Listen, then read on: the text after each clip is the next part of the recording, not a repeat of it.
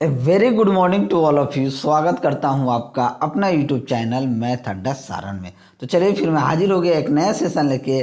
Khan sir का railway group D का practice set का जीके जीएस का सेट नंबर आज 21 करने वाले हैं। चलिए, अगर आपने अभी तक प्रैक्टिस सेट 20 तक नहीं देखा है तो GK plus GS Khan sir group D के नाम से प्लेलिस्ट बना हुआ है, आप वहां से जाकर देख सकते हैं।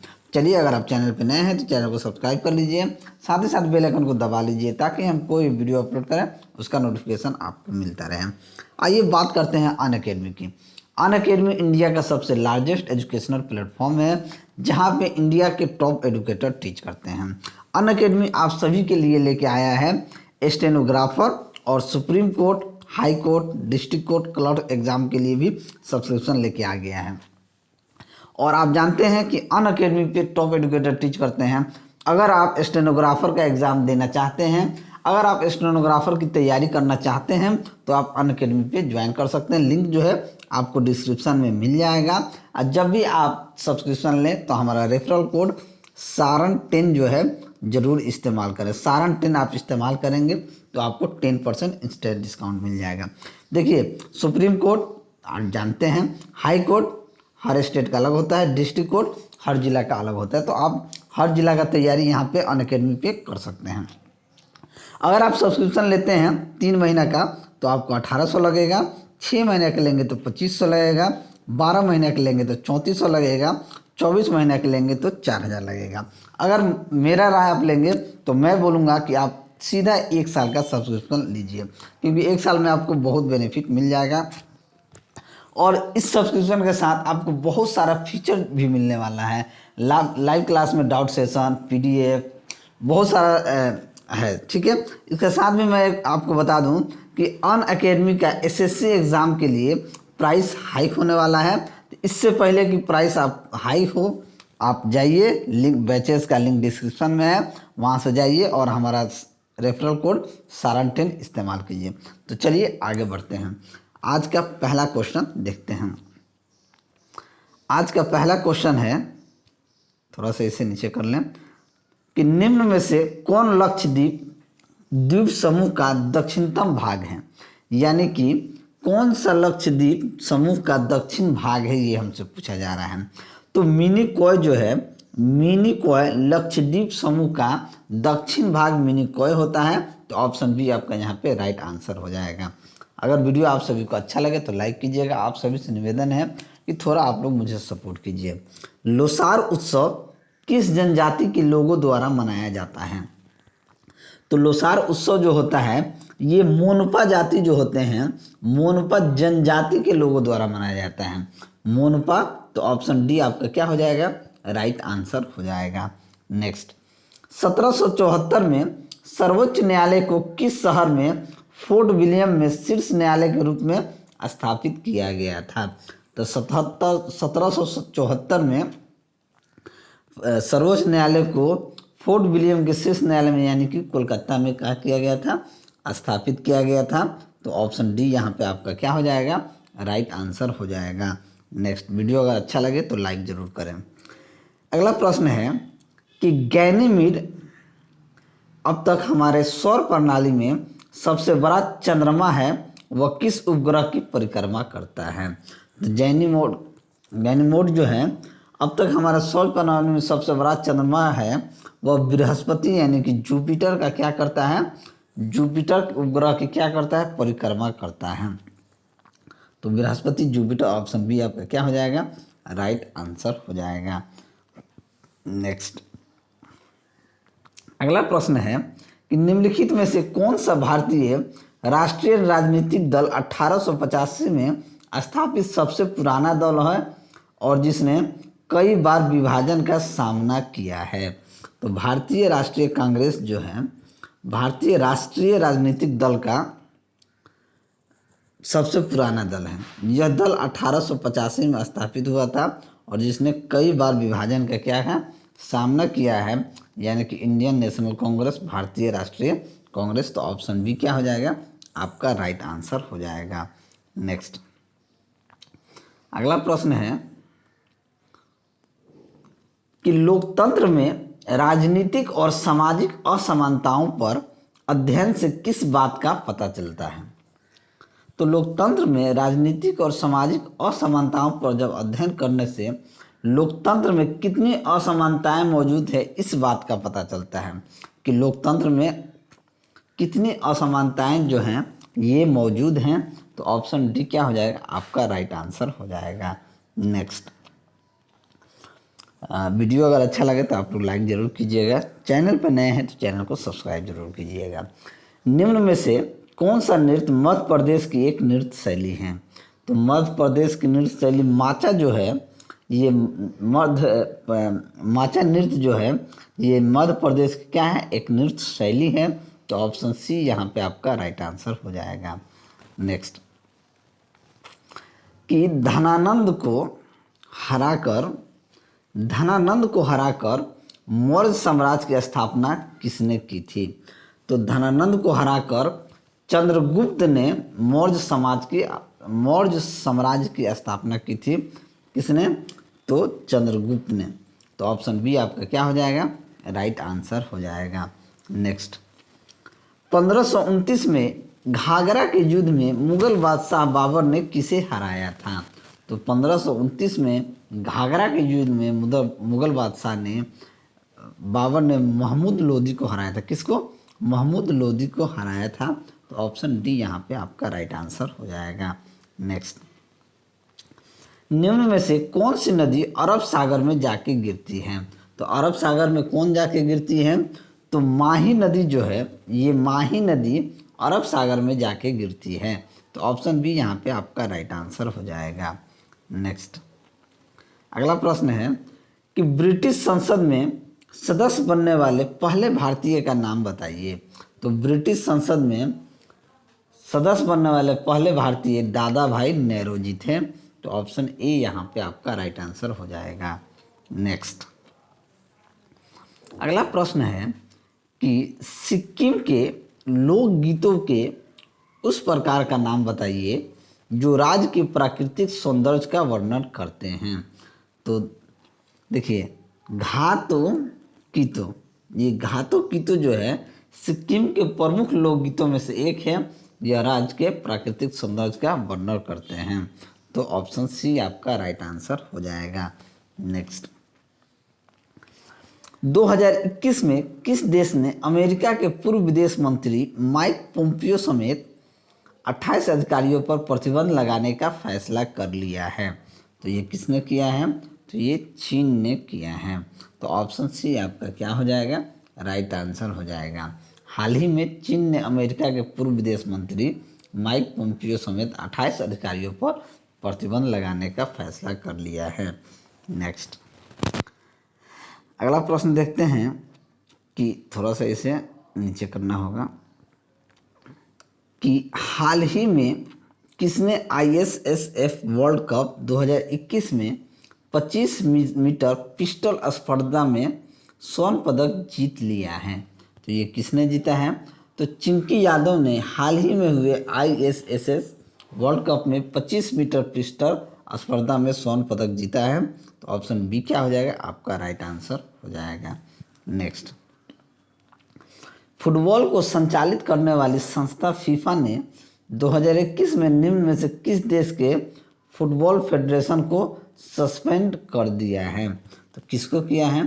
तो फुटबॉल जो फेडरेशन जो है ये पाकिस्तान को क्या कर दिया है? फीफा से सस्पेंड कर दिया है। तो ऑप्शन सी क्या हो जाएगा? आपका राइट आंसर हो जाएगा। नेक्स्ट, केंद्र सरकार ने ऑर्डिनेंस फैक्ट्रियों को लेकर 200 साल पुराने किस बोर्ड के पुनर्गठन के लंबित प्रस्ताव को मंजूरी प्रदान कर दी है? तो ये किसने किया है? तो केंद्र सरकार ने ऑर्डिनेंस फैक्ट्रियों को लेकर 200 साल पुराने आयुध निर्माण बोर्ड को क्या कर दिया है? मंजूरी दे दिया है। तो ऑप्शन ए आपका राइट आंसर हो जाएगा। चलिए अगला प्रश्न देखते हैं कि प्रो कबड्डी लीग 2021 के लगाई गई बोली में अब तक के सबसे महंगे खिलाड़ी निम्न में से कौन बन गए हैं? तो प्रो लीग कबड्डी जो है लगाई गई बोली में प्रदीप नरवाल जो हैं सबसे महंगे खिलाड़ी बन के निकले हैं। तो ऑप्शन सी आपका क्या हो जाएगा, राइट आंसर हो जाएगा। नेक्स्ट, केंद्र सरकार ने हरियाणा राज्य के किस शहर में 2021 में हेली हब बनाने की को मंजूरी प्रदान कर दी है। तो केंद्र सरकार ने हरियाणा राज्य के गुरुग्राम में, कहाँ, गुरुग्राम में हेली हब बनाने को मंजूरी दे दी है। तो ऑप्शन डी क्या हो जाएगा, आपका राइट आंसर हो जाएगा। नेक्स्ट, अगला प्रश्न है कि फीफा वर्ल्ड कप 2022 निम्न में से किस देश में आयोजित होने वाला है। तो फीफा वर्ल्ड कप 2022 ये कतर देश में आयोजित होने वाला है।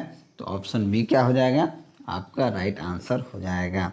नेक्स्ट, एशियाई विकास बैंक यानी कि एडीबी ने वित्त वर्ष 2021-22 के लिए आर्थिक वृद्धि दर निम्न में से कितने प्रतिशत रहने का अनुमान लगाया है।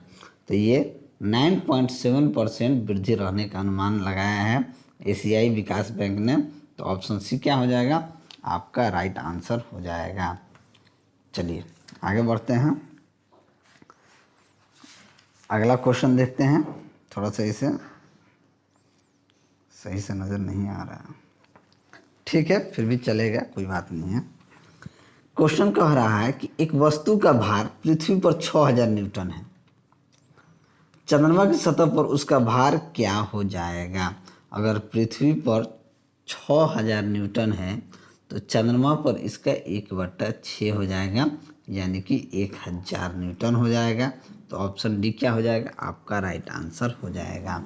नेक्स्ट, आवृत्ति और कालावधि में क्या संबंध होता है।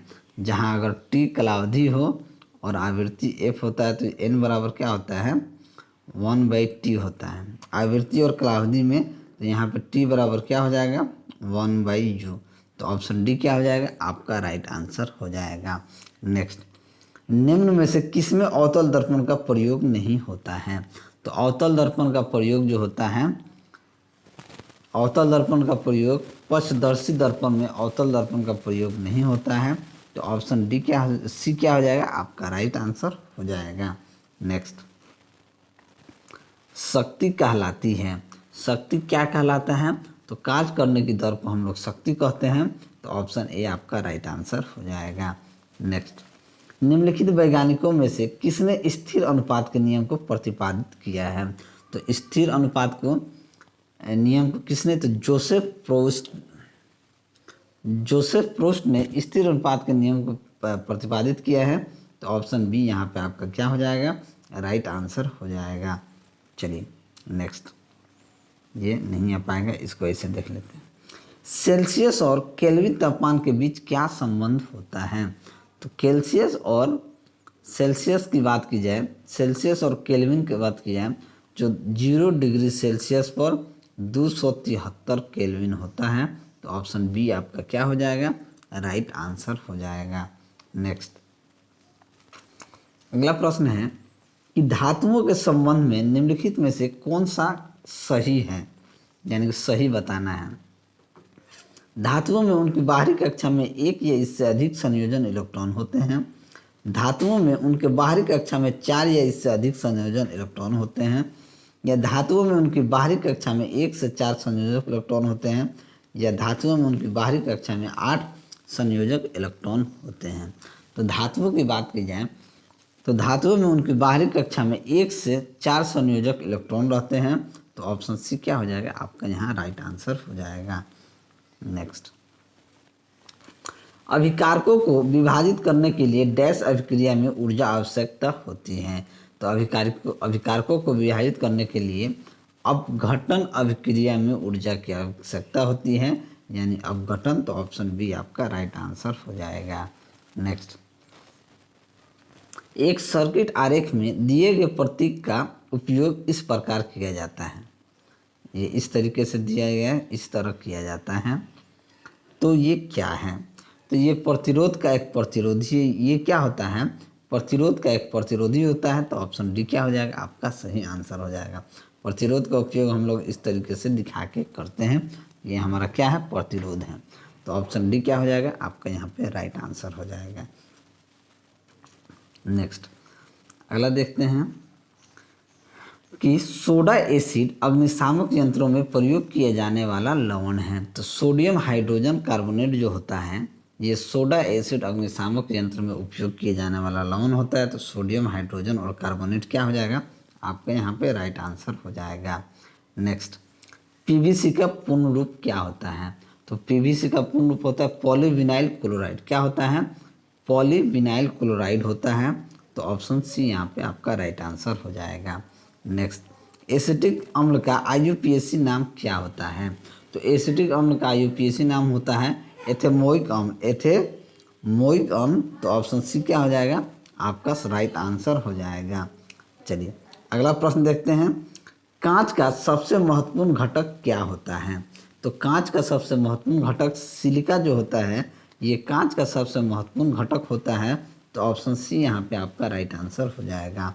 नेक्स्ट, द्रवित पेट्रोलियम गैस के प्रमुख संघटक क्या होते हैं? तो द्रवित पेट्रोलियम गैस के प्रमुख संगठन की बात की जाए तो ब्यूटेन और आइसोब्यूटेन होते हैं। तो ऑप्शन सी यहाँ पे क्या हो जाएगा आपका राइट आंसर हो जाएगा। नेक्स्ट, डायलिसिस की प्रक्रिया किससे संबंधित होती है? तो डायलिसिस की प्रक्रिया गुर्दों से संबंधित होता है। तो ऑप्शन डी यहाँ पे आपका राइट आंसर हो जाएगा। चलिए अगला प्रश्न देखते हैं कि शहद का मुख्य घटक क्या होता है? तो शहद का मुख्य घटक फ्रक्टोज होता है। तो ऑप्शन डी यहाँ पे आपका राइट आंसर हो जाएगा।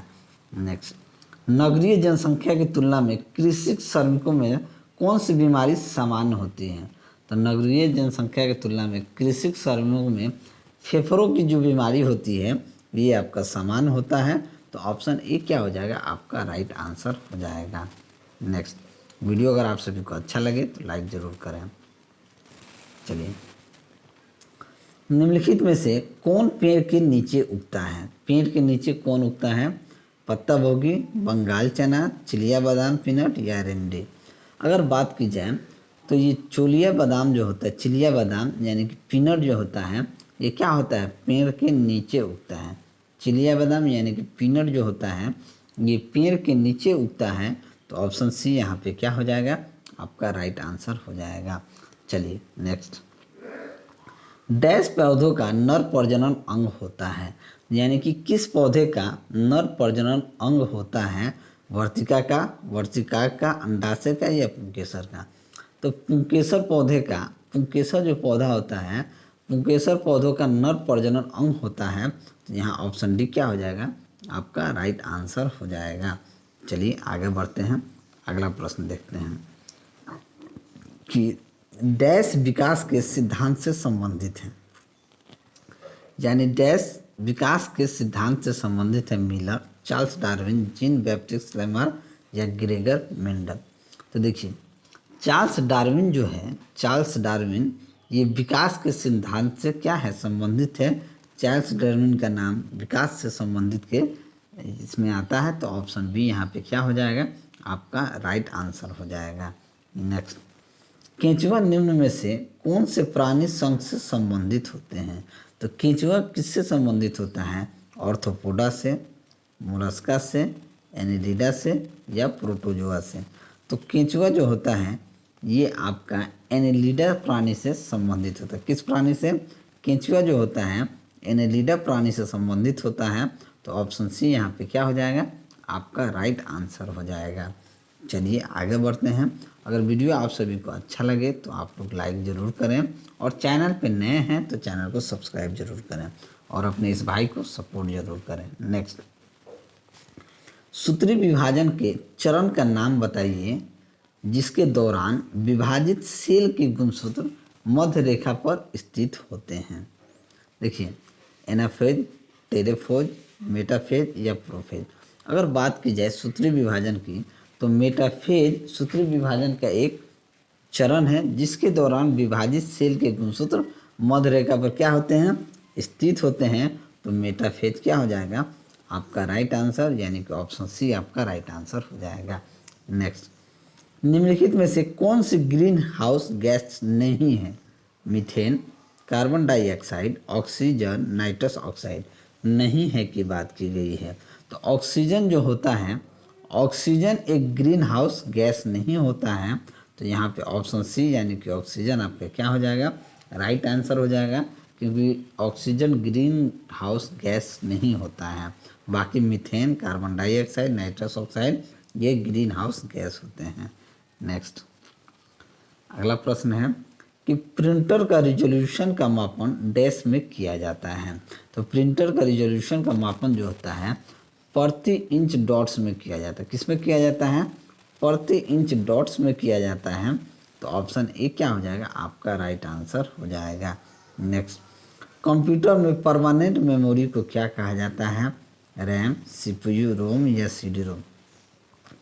तो कंप्यूटर में जो परमानेंट मेमोरी होता है जिसे हम रोम कहते हैं, यानी कि ये रीड ओनली मेमोरी है। क्या है? ये रीड ओनली मेमोरी है। और ये जितने भी दिए हैं, जैसे रैम, रैम का डायरेक्ट फुल फॉर्म पूछा जाता है, रोम का पूछा जाता है, और सीपीयू का पूछा जाता है, और सीडी रोम का भी पूछा जाता है, compact disc read only memory. तो रैम का होता है रैंडम एक्सेस मेमोरी, रोम का रीड ओनली मेमोरी, सीपीयू का central processing unit, CD ROM का compact disc read only memory. तो ये होता है, यानी कि इन सभी का फुल फॉर्म भी जो है ये एग्ज़ाम में पूछे जाते हैं। तो यहाँ मैंने सभी का फुल फॉर्म भी आप सभी को बता दिया। तो आपको क्या करना है, अगर वीडियो आपको अच्छा लगा हो तो वीडियो को लाइक कर देना है, चैनल को शेयर कर देना है, और चैनल पे नए हैं तो चैनल को क्या कर लेना है? चैनल को सब्सक्राइब कर लेना है। तो चलिए मिलते हैं अगले वीडियो में, तब तक के लिए जय हिंद।